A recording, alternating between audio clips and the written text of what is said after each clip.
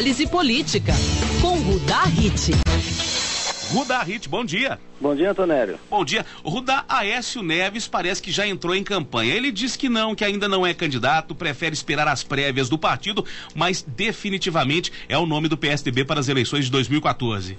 Ele aqueceu os motores, né, essa semana. Uma reportagem, uma entrevista na revista Época e ontem um programa na Rede TV, ancorado pelo Kennedy Alencar, né, um jornalista também da Folha de São Paulo. Isso. E essas entrevistas ele jogou pesado. Primeiro eu fiquei muito surpreso, eu assisti o programa de TV e ele me pareceu muito seguro, com muita informação. Na verdade, ainda do ponto de vista da forma, um pouco afoito. Teve um momento que ele chegou a gaguejar, eu nunca tinha visto o Aécio gaguejar assim, de maneira muito clara. Ele que é muito bom de discurso, né? Então, mas você percebia que era muita energia, ele teve uma postura ofensiva e ao mesmo tempo um estilo absolutamente distinto do embate dos tucanos paulistas. Foi bem impressionante. Acho que ele tem que afinar um pouquinho ainda o discurso propositivo, mas eu fiquei muito bem impressionado. Acho que ele está se preparando com velocidade, viu? E tipo político bem articulado que ele já provou isso como governador de Minas Gerais por 2 mandatos, começou de forma tímida no Senado e agora parece engrossar o caldo ali nas críticas ao governo da presidente Dilma Rousseff. Ele diz que esse modelo do PT, esse modelo de governo, esse formato tende a exaurir, né? Essa é a linha. Qual é a linha dele? Ele mais ou menos articulou. Veja, ele avançou no discurso em no máximo 2 semanas. Há 2 semanas atrás, ele fez um discurso, lembra que ele começou a fazer a caravana da cidadania dele lá por Porto Alegre, e o discurso dele, assim, ainda não está muito bem armado. Eu até comentei isso. Mas agora o discurso está muito mais afiado. O que ele vem dizendo, as críticas dele, ele estava debatendo com o senador do Rio de Janeiro do PT, o Lindbergh Farias, que foi da UNE, né? O discurso dele era o seguinte: olha, a proposta do PT é de atraso porque fica articulando um Estado forte, centralizador, interventor e, além disso, quebra, eu acho que por aí começa uma novidade, ele diz, quebra o pacto federativo porque vocês estão tirando dinheiro dos governos estaduais. Mas o que é interessante é que ele, ao mesmo tempo que tinha um discurso ofensivo, ele tinha uma relação muito amistosa com o Lindbergh. Tanto que o Kennedy Alencar, o jornalista âncora, chegou uma hora e falou assim, mas desse jeito vocês estão me tirando do programa, só ficam vocês falando e um trocando amores pro outro. Ele bate a sopra ao mesmo tempo, Rudá. Então era muito respeitoso. Do ponto de vista, vamos dizer assim, do embate político, é isso que nós chamamos de respeito republicano. É quando você, mesmo discordando, você sabe que o outro adversário é importante para a democracia e para você. Acho que esse discurso é um discurso civilizado e é uma novidade no embate entre o PT e o PSDB. Ele muda o patamar e eu acho que para o adversário ele muda a forma de embate mesmo, de debate. Nesse sentido, ele fica na ofensiva, porque não só no conteúdo, como na forma, ele dá um tom totalmente inesperado. Na verdade, esse é um avanço muito importante, mas ele precisa ainda resolver alguns espinhos. Eu destacaria 2. Um deles é que o Lindbergh, numa hora rindo, falou, mas as privatizações... E o Aécio meio que falou, não, esse tema agora, não sei o que... Ou seja, ele falou sobre isso lá em Porto Alegre, mas ele sabe que esse deve ter analisado que ele cometeu um erro lá em Porto Alegre. Esse não é um tema que dá voto. Pelo contrário, é um tema que tira voto.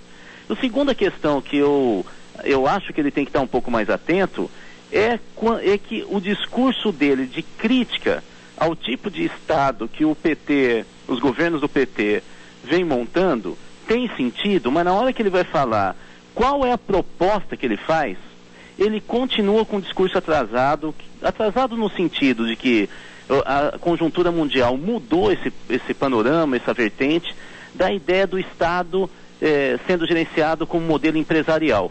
Ele continua nesse modelito. Acontece que o mundo inteiro, nós estamos vendo a crise na Europa, estamos vendo a ação do Obama, como que na América Latina vem vencendo candidatos a presidente que estão justamente criticando esse discurso. A gente vê hoje que o grande discurso é justamente a capacidade do Estado dar guarida às empresas que estão em crise e ele ser orientador do desenvolvimento econômico. É o inverso do que o Aécio está falando. Mas, de qualquer maneira, em 2 semanas ele deu um salto muito razoável em relação à postura, ao discurso mais ofensivo, à capacidade dele tomar a frente no debate. Eu fiquei realmente muito impressionado e surpreso. E aí se firma como candidato efetivamente do PSDB para as eleições de 2014, não dando espaço então para o José Serra, né? Você sabe que no país, os únicos brasileiros que ainda acham que o Serra é candidato são os paulistas. E é interessante porque você fala, mas como? Você conversa com eles, olha, com qualquer paulista, eles falam, não, mas o Serra é forte, ele vem aí. Vem nada. É evidente que o candidato do PSDB é o Aécio Neves. O problema do Aécio, nós já comentamos aqui, além desses itens que eu falei, é que ele não consegue ainda entrar no Nordeste. É aí que ele vai ter que se esforçar muito, é o próximo ponto da caravana dele, é justamente o Nordeste. Se ele começar a ganhar velocidade como ele demonstrou nas últimas 2 semanas, e começar a atualizar o discurso e se dedicar, como parece que ele está se dedicando com essa entrevista na revista Época, e a entrevista ontem, quase simultânea, com o lançamento da revista, a Rede TV, se ele se dedicar dessa maneira à campanha, talvez ele resolva o problema do Nordeste já em meados do ano que vem.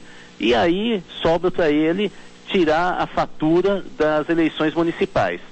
Partir daí campanha para a presidência, não há dúvida em relação a isso. E sem esquecer dos apoios fortes que ele tem no Nordeste, o PSB, Eduardo Campos, e também Ciro Gomes, que fala às vezes, dá uma cutucada em Aécio, mas que é aliado de Aécio Neves.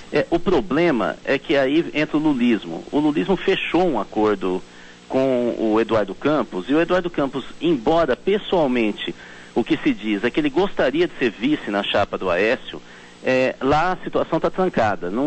Dificilmente o Eduardo Campos vai romper com o governo federal ou com o PT. Pelo contrário, o que parece é que o PT vem escolhendo o PSB como possível substituto na aliança prioritária que hoje é com o PMDB. O PMDB está colocando as manguinhas de fora em relação às eleições municipais. O PMDB está criando muito problema em relação aos seus ministros, não preciso citar todos os casos que a gente vem acompanhando, e o PSB vem se revelando muito fiel nos acordos. Então, é muito difícil que o Eduardo Campos mude de lugar. Agora, Ciro Gomes, sem dúvida nenhuma, né? É um franco atirador e como ele age muito com estômago na política, que não é o melhor mecanismo, mas é assim, e ele está se revelando muito magoado com o governo federal, na verdade com o Lula, de ter feito ele mudar mudar o título de eleitor dele para São Paulo. Isso o expôs demais e ele não levou nada com isso. Então é bem provável que ele se aproxime realmente, paulatinamente, da candidatura do Aécio Neves. Aí sim. Muito bem, Rudá Hit falando sobre política aqui na Band News FM. O da manhã falaremos sobre um novo fenômeno, os assessores em Minas Gerais, também em nível nacional. Vamos falar um pouquinho sobre a figura dos assessores na política brasileira. Esse assunto fica para amanhã. Uma ótima quarta-feira para você, Rudá. Uma ótima quarta a todos e até